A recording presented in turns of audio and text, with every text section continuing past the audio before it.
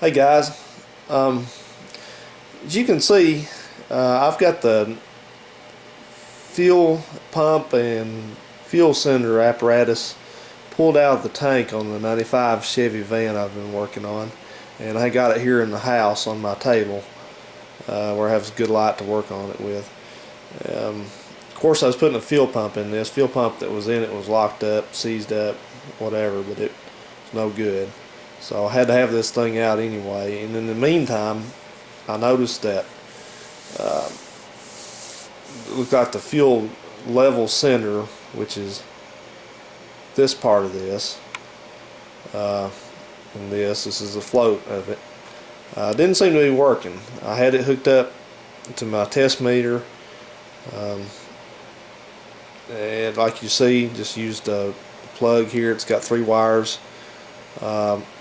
Black on top's ground, common ground. The center one's kind of a purple color. That's the circuit that leads to the other side of the sending unit, as you can see there.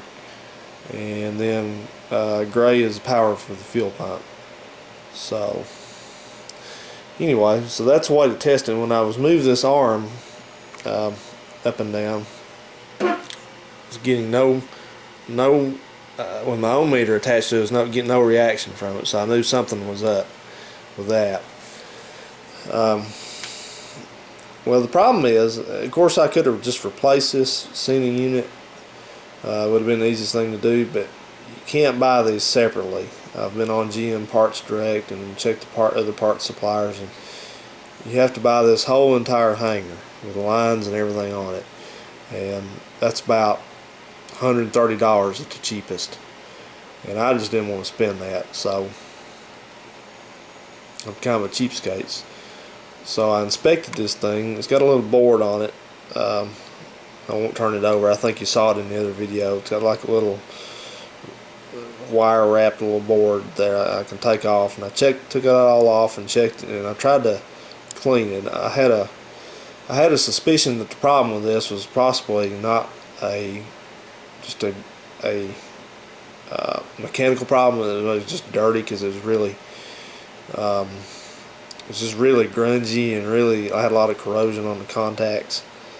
So anyway, I was going to go get some deoxit at Radio Shack and use on this, but that's also $10 a can.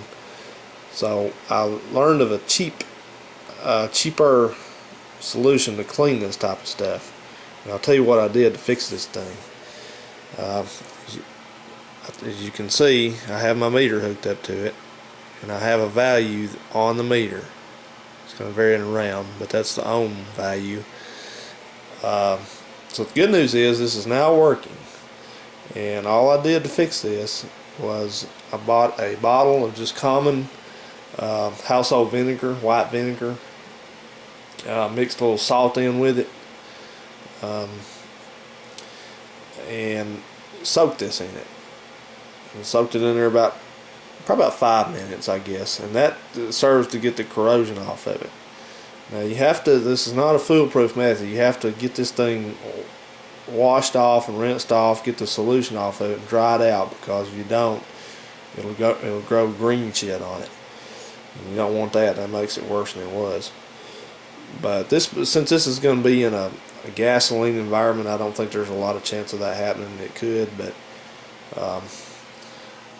as you can see, when I move this up and down,